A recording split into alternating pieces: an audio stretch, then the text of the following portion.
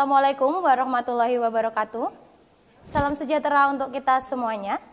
Pada kesempatan kali ini, saya Nursri Lestari dari SMK Kusuma Margoyoso akan menyampaikan materi produk kreatif kewirausahaan, khususnya pengenalan pembuatan produk batik. Pada video kali ini ada 6 pokok bahasan yang akan saya bahas. Yang pertama, pengertian PKK dan tujuan pembelajaran PKK. Yang kedua, pengertian batik. Yang ketiga, jenis batik. Yang keempat, alat membatik. Yang kelima, proses pembuatan batik. Dan yang keenam, hasil produk PKK ataupun produk batik. Selanjutnya, yang pertama adalah produk kreatif kewirausahaan. Berikut adalah pengertian dari produk kreatif kewirausahaan. Produk kreatif kewirausahaan merupakan mata pelajaran yang ada di SMK. Mata pelajaran ini adalah mata pelajaran produktif yang terdiri dari beberapa kata. Yang pertama adalah produk kreatif dan yang kedua adalah kewirausahaan. Untuk produk kreatif sendiri adalah produk yang dihasilkan dari kreativitas yang mempunyai inovasi tertentu. Inovasi dapat diartikan sebagai sesuatu yang baru ataupun pembaharuan dari sesuatu yang sudah ada. Selanjutnya adalah kata kewirausahaan yang memiliki arti usaha dengan tujuan untuk memperoleh pendapatan dengan jalan bisnis mandiri. Jadi diharapkan dengan adanya mapel PKK ini, siswa mampu mengasah keterampilan dan membuat ataupun menciptakan produk yang sesuai dengan minat dan daya beli. Yang kedua, meningkatkan daya inovasi dan kreativitas siswa melalui pembuatan berbagai produk. Yang ketiga, membudayakan semangat, sikap, perilaku, dan kemampuan berwirausaha siswa. Yang keempat, mewujudkan kemantapan siswa untuk menghasilkan kemajuan melalui pembuatan produk kreatif. Dan yang kelima, menciptakan iklim belajar, bekerja, berkarya, dan berpartisipasi dalam pembelajaran yang menyenangkan. Berikut adalah pengertian batik. Kata batik sendiri berasal dari gabungan dua kata bahasa Jawa. Yang pertama adalah amba yang bermakna menulis, dan yang kedua adalah titik yang bermakna titik. Kata ambatik diterjemahkan sebagai selembar kain yang diberi titik-titik berasal dari zat malam atau zat tertentu. Selanjutnya, menurut Kamus Besar Bahasa Indonesia, kata batik adalah kain bergambar yang pembuatannya secara khusus dengan menuliskan atau menerangkan malam pada kain, kemudian diproses dengan cara tertentu. Pemilihan batik sebagai produk kreatif kewirausahaan, salah satu alasannya adalah karena batik telah diakui oleh UNESCO sebagai warisan kemanusiaan untuk budaya lisan non-bendawi sejak 2 Oktober 2009. Jadi diharapkan dengan pembelajaran batik ini, siswa mampu melestarikan batik dan mampu menciptakan produk-produk batik yang sesuai dengan minat masyarakat. Selanjutnya, saya akan memperkenalkan 2 jenis batik. Yang pertama adalah batik tulis dan yang kedua adalah batik cap.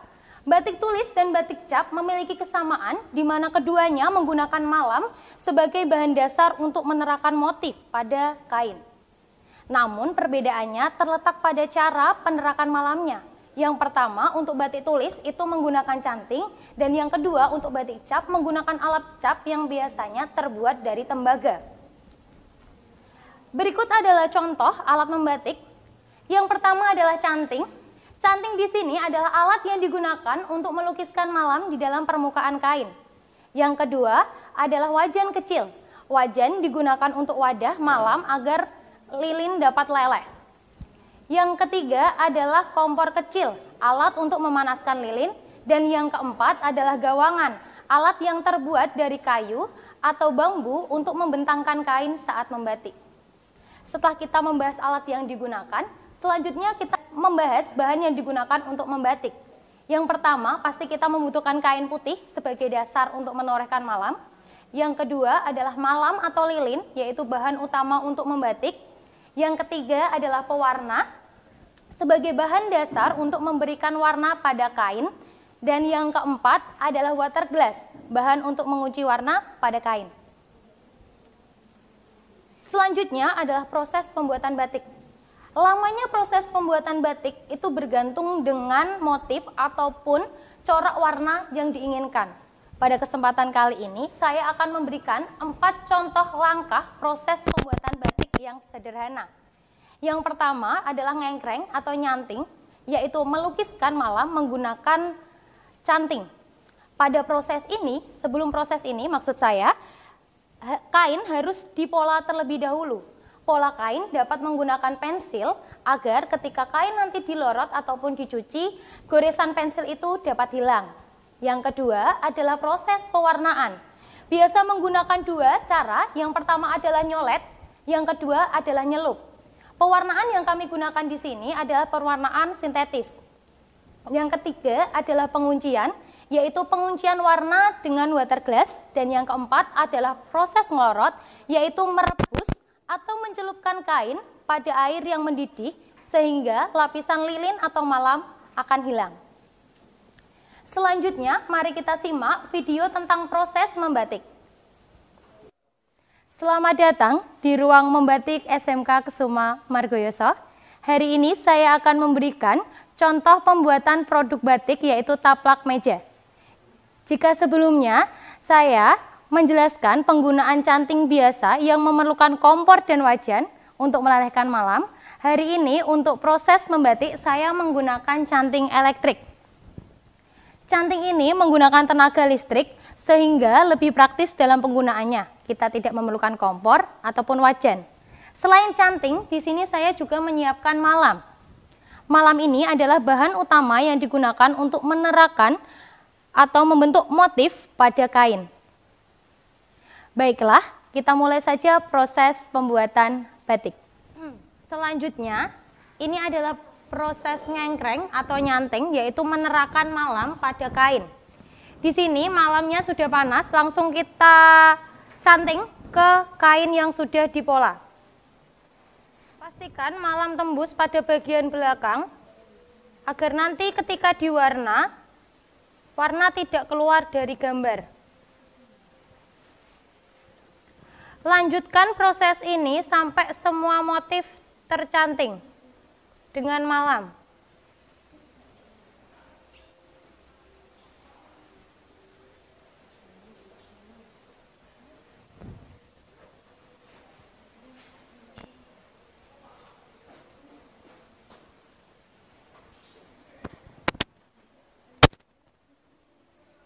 Proses nyanting ini merupakan salah satu proses utama di mana akan membentuk pola yang kita inginkan.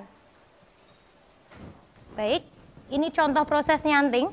Setelah kita mencanting bagian depan, pastikan bagian belakang tembus dengan sempurna agar warna yang kita masukkan ke motif nanti tidak keluar dari motif atau bahasanya melebar ya. Selanjutnya adalah proses pewarnaan. Di sini saya menggunakan warna sintetis biru atau turkis, biru turkis. Silahkan diperhatikan. Di sini fungsi malam adalah memberikan batas antar warna, sehingga ketika kita mewarnai kain, warna tidak tercampur satu dengan yang lainnya.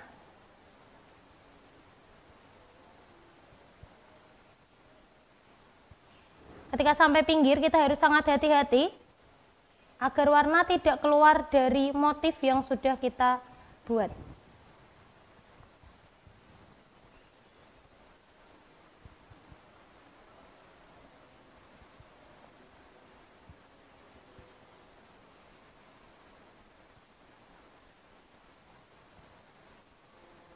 Selesaikan semua warna, berikan dasaran pada kain. Setelah proses pewarnaan, seperti yang saya jelaskan sebelumnya adalah proses penguncian warna dengan menggunakan water glass. Water glass ini merupakan cairan yang digunakan untuk mengunci warna agar warna tetap awet. Penggunaan water glass sendiri harus melalui beberapa tahap. Yang pertama, karena water glass itu bentuknya sangat kental, kita harus mencairkan dulu dengan air. Selanjutnya, kita aplikasikan pada kain yang sudah diwarna minimal 3 jam. Selanjutnya, kita dapat menunggu kurang lebih 3 jam, itu paling sedikit. Untuk hasil yang lebih maksimal, paling tidak kita butuh waktu sekitar 1 malam agar warna benar-benar terkunci dengan baik oleh water glass. Setelah penguncian, kita lanjut ke proses penglorotan. Seperti yang saya jelaskan pada materi tadi, Proses penglorotan adalah proses di mana kain dicelupkan atau direbus pada air mendidih. Tujuan dari proses ini adalah menghilangkan malam yang ada pada kain sehingga malam luruh dan akhirnya membentuk motif yang kita inginkan. Untuk hasil dari produk batik yang sudah kita buat hari ini, saya akan tunjukkan hasilnya sebagai berikut. Setelah proses pencantingan, pewarnaan, penguncian dengan waterglass, dan penglorotan yaitu meluluhkan malam dari kain, berikut adalah hasil produk batik yang sudah kita buat tadi. Di sini kita bisa lihat ketika malam itu dapat diterangkan dengan baik atau dicanting dengan baik, warna merah dan warna biru maupun warna kuning tidak akan tercampur. Sehingga hasilnya bisa cantik tanpa adanya pencampuran warna antar kain. Baiklah, demikian proses pembuatan batik di ruang batik SMK Kusuma Margoyoso. Terima kasih. Berdasarkan video tadi, dapat kita lihat proses membatik memiliki 4 tahapan utama. Dari proses tersebut, terdapat beberapa produk hasilnya, di antaranya yang pertama adalah batik cap. Di sini menggunakan cap yang terbuat dari kertas adalah hasil karya dari siswa. Yang kedua adalah shibori. Di sini adalah teknik pewarnaan kain menggunakan ikat ataupun celup. Yang keempat di sini adalah hasil jahit dan yang kelima adalah kain jumputan. Adapun simpulan dari proses membatik yang sudah kita lihat pada video tadi adalah yang pertama ngengkreng atau nyanting, yaitu melukiskan kain menggunakan malam. Yang kedua adalah nyolet atau nyelup, merupakan proses pewarnaan. Dan yang ketiga adalah penguncian menggunakan waterglass. Dan yang keempat adalah proses ngelorot atau merebus kain atau mencelupkan kain pada air mendidih hingga malam hilang. Demikian video tentang pembahasan pengenalan produk batik. Jangan terburu-buru untuk berkata tidak mungkin sebelum kamu mencobanya. Terima tantangan agar kamu dapat merasakan bahagianya, raih kemenangan. Terima kasih. Wassalamualaikum warahmatullahi wabarakatuh.